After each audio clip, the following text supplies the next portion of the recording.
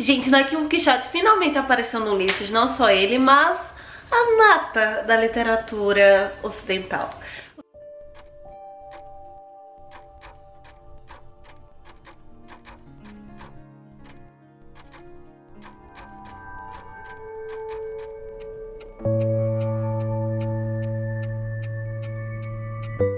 O que temos pra hoje, Sanchos e Dulcineias? Eu sou a Larissa Bertolino, você está no canal Uma Garota Quixotesca, onde nós tratamos de literatura, mais especificamente no episódio de número 6 da nossa jornada de leitura conjunta, para falar sobre Ulisses, do James Joyce. Ainda estamos num período atípico, em movimento, e aí por isso aproveitei para conversar sobre o episódio dessa semana aqui na biblioteca, já que esse é o espaço do episódio dessa semana. E talvez por isso ele tenha usado a forma mais deliciosa, o jeito, né, a forma literária, para exaltar a literatura, que é o dialogismo, a dialética. A biblioteca vai se passar às 2 horas da tarde com Stephen Dedalus. O órgão dessa semana, desse capítulo, é o cérebro. Então o que não vai faltar são jogos argumentativos, retórica, para exaltar a literatura dentro e fora desse livro. E por se tratar, obviamente, do Stephen Dedalus, né? É um episódio do Dedalus, não do Bloom. Essa linguagem, ela está bem mais rebuscada e com aquilo que já é padrão, muito mais referências literárias, ou pelo menos elas mais diretas, do que os episódios do Bloom. A gente entende que o Bloom tá ali dentro, né? Porque no episódio da semana passada, ele, pra fugir do amante da Molly, ele entra na biblioteca. Mas aparentemente ele não tem consciência de nada do que está passando ali com o Dedalus. E talvez essa seja a grande sacada de Silas e Caríbides, é tentar entender então o que é que o Joyce coloca como central para a literatura, o que é que o Joyce coloca como periférico. E do Joyce a gente fala tanto o autor no texto, mas especialmente talvez a voz do Stephen Dedalus aqui, especialmente porque o modernismo vai ser o movimento onde isso será invertido, né? Volta a ideia do princípio da heresia, aquilo que eu sempre falo quando explico o movimento antropofágico, né? O que tá na periferia vem pro centro, o que tá no centro vai pra periferia, no caso da arte e da literatura. O que o Dedalus vai produzir aqui é um debate em defesa de algumas ideias presentes no Hamlet, ou pelo menos de que ele tirou da sua leitura do Hamlet. Nós já passamos por elas em um momento, em alguma medida, até agora, em outros capítulos, mas é interessante porque esse debate ele tá sendo feito pelo Dedalus com 3 personagens, o poeta, o ensaísta e o bibliotecário. Na minha leitura, analisando as argumentações de cada um, as perspectivas que eles têm, comparando com a ideia do Bloom, o poeta se preocupa muito mais com as palavras, o poder, o foco das palavras, o ensaísta das ideias em si, não necessariamente a palavra influencia muito, mas a ideia por trás, e o bibliotecário com a classificação que você dá para essas questões. Todas elas vão ser impulsionadas pela ideia do Hamlet, mas muitas outras citações, muitas outras referências literárias vão aparecer. E uma coisa que a gente tem que levar em consideração, claro, é que o Stephen Dedalus é um esteta, e isso é fundamental para a ideia que ele vai trazer sobre o Hamlet. Ele meio que circula entre esses 3 seres, mas ele tá mais na vibe do ensaísta, claro. O Stephen, a arte precisa revelar as ideias, a essência das coisas, e por isso mesmo que ela potencializa aquilo que nós somos, ou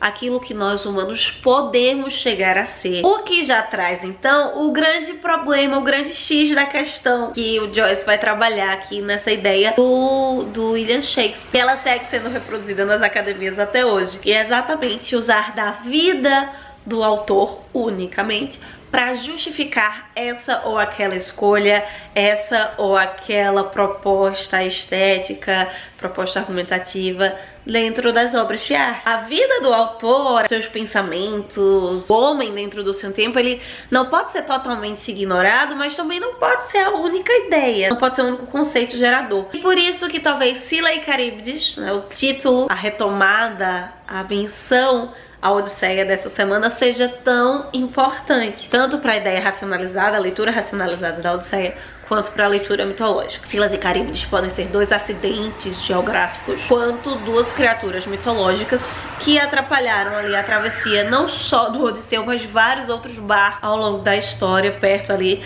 das ilhas de Ítaca, das ilhas que nós estamos vendo. Scylla era um monstro marinho ou um rochedo com o qual bastantes navios se colidiram e que devora os amigos do Ulisses. Enquanto que Caríbdes seria uma espécie de redemoinho dentro da água que suga esses navios, que destroça esses navios. Também é uma criatura mitológica ali, filha de Gaia e de Poseidon, se não me engano. Ou seja, ambas são desafios. Alguns, um redemoinho e pedras, né? Mais fluido, mas extremamente forte. Mais consistente, mas também extremamente forte. São desafios. E aqui o Stephen tá passando por esses desafios argumentativos. Ainda que pareça ser uma conversa sem muita pretensão, mas é um embate de argumentos, é um embate teórico, onde ele é o único que está ali com a sua ideia. Ainda que tem o ensaísta, o poeta, o crítico, o bibliotecário, mas parece que todos estão de um lado da argumentação e o Stephen Dedalus está sozinho do outro. O ponto central, a ideia de Shakespeare como o avô do Hamlet. Novamente, esse quesito, o autor, até onde o autor se encontra enquanto indivíduo, enquanto pessoa dentro da sua obra. Que é essa pretensão pesada, forte do Joyce. Não é à toa que ele vai citar o Don Quixote, mas vou comentar mais detalhadamente do Quixote lá na frente. De fato, esse é o capítulo onde o Dedalus vai desenvolver melhor essa ideia, com tese, antítese e síntese, todas muito bem trabalhadas. Uma coisa que a gente não pode deixar de considerar, ainda que o Dedalus possa parecer pedante, é que ele sabe definir muito bem o que ele pensa. E aparece até um outro, aparentemente despretensioso, que não tem a ver aí com a história, que é aquela ideia, novamente, de comparar a Helena de Troia com a Anne Hathaway, né, a esposa de Shakespeare.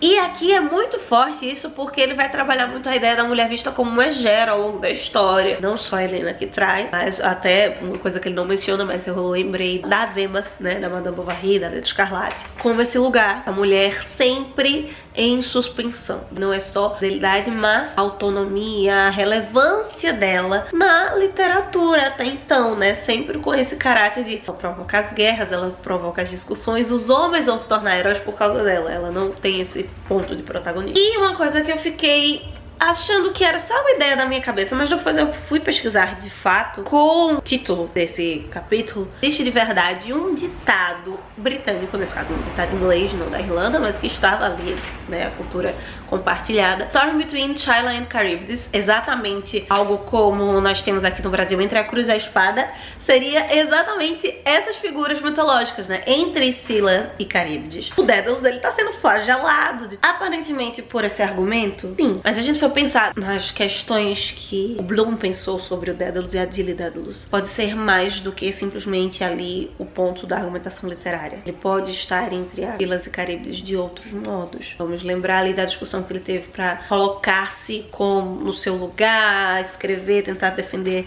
uma boa escrita de um artigo, jornal que pertence ao pai dele, que não tem uma relação boa entre eles. Mas especialmente dentro de tudo isso, você tem esse olhar muito belo, ainda que possa parecer pedante, do Stephen para a literatura. A questão principal é assim que se problematiza literatura, mais do que o Hamlet é o avô mesmo do Shakespeare ou não, mas como se constrói literatura, como se delimita a literatura, como se cria a teoria e a historiografia da literatura, né? Esse problema de Capitu muitas vezes deixa de ser mais uma questão teórica, de fato, literária, para entrar para a historiografia, para trazer um exemplo da nossa literatura, né, para comparar. E exatamente as outras questões, as questões periféricas, pra mim, foram mais importantes do que necessariamente essa discussão do Shakespeare e do Hamlet. Porque elas vão trazer um olhar para além do Shakespeare. Na verdade, é um olhar para não só a literatura, como para o romance em si, que é a grande questão do Ulisses, né? Ulisses está colocando o gênero romance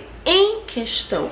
E é por isso que o Don Quixote vai ser citado, porque o Don Quixote é a grande virada para o romance moderno, né, para a escrita moderna, para o personagem, a forma de se produzir literatura da era moderna. E aí o Ulisses do Joyce, ele vem com essa proposta de ser o novo Quixote do modernismo. Ele já começa citando Wilhelm Meister do Goethe, que é um texto paradigmático, digamos, com várias ressalvas, o Quixote da Alemanha nesse sentido de ser o primeiro a produzir um tipo novo de romance, né? Uma espécie, a gente pode considerar o primeiro romance de formação, que mudou o modo de enxergar o gênero na Alemanha. E aí na página 348 pra frente tem essa citação do Quixote com Sancho. Comparar o Quixote com Joyce não é só a ideia do romance, da nova forma, mas desse lugar do épico nacional. Ele tá tratando de mitologia grega da Irlanda ali no meio. Realmente, tá em todos os lugares, a gente vê isso. Até pra citar o Goethe, o Machado utiliza esse mesmo texto do Goethe pra tratar do instinto de nacionalidade, que é algo que está no debate aqui no Ulisses.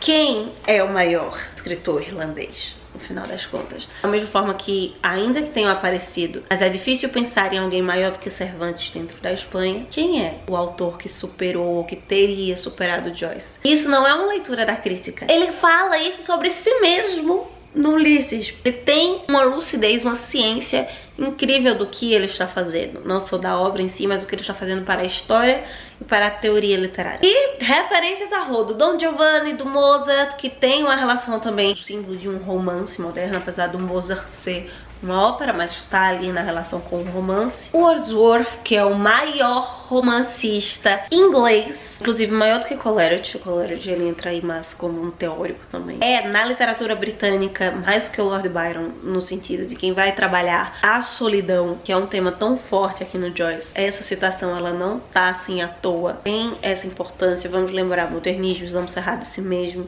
A solidão é a propensão para isso. Mallarmé, ou a corrupção do romance, e ele cita isso, ele não solta apenas o nome, ele coloca como esse grande corrupto, e aí lembrando novamente a heresia. Então são nomes chaves nas suas localidades também, mas além do idioma do país, no seu campo de atuação, literatura europeia, literatura ocidental no geral, inovação e de mudança do modo como se enxerga, se lê e se produz romance. Consecutivamente, como se enxerga o indivíduo nessa sociedade. E o mais interessante de tudo isso é que, ok, tem o Quixote, mas todos esses outros citados, século XIX pra frente, ainda assim é como se o Shakespeare fosse o maior de todos. Ele até faz uma comparação, diz que Shakespeare criou apenas abaixo de Deus. Deus criou mais coisas do que o Shakespeare, e depois de Deus, Shakespeare vem logo em seguida. Só que ao mesmo tempo é gracioso pensar nisso, porque essa criação do Shakespeare não é uma criação do zero. O Shakespeare ele sempre pega obras já conhecidas, histórias conhecidas, mas que se eternizam e ganham dimensões inimagináveis na sua pena, na sua escrita. O que é a grande chave para esse novo romance. O romance tá aí desde o Quixote, e o Joyce, ele ainda assim mostra que ainda há como se escrever, como trazer uma forma nova para esse romance. O que vem a grande questão do modernismo, talvez seja a grande chave, o grande problema que o Joyce colocou na mão dos críticos e da literatura do geral. Depois de Joyce, ainda há como fazer um romance, ainda há possibilidade de inovar no romance. E o capítulo fechando com a ideia do Buck, quando ele vai escrever um texto, uma peça sobre masturbação, não é apenas, claro, tem o princípio de heresia aí fortíssimo, mas é uma provocação no sentido de que não é apenas a temática. A heresia nas temáticas é algo importantíssimo sim no modernismo, sabemos disso, ainda que existam sempre os grandes temas eternos da literatura, mas a forma é literatura. Pode ser uma visão formalista minha enquanto leitora, com certeza, mas acho que não é à toa. Tudo que o Joyce inova, o que ele faz, colocar essa ideia do Buck, vamos sim ter essa percepção de que o Stephen, ele não só é arrogante, tem essa percepção de que ele é maior, que ele é mais inteligente, que ele entende melhor as coisas do que o Buck. É como se o Buck não tivesse chegado ao ponto da reflexão que o Daedalus chegou. Não é simplesmente o tema, agora eu posso falar das coisas tabus, mas é como eu falo. Literatura não é o que, mas o como.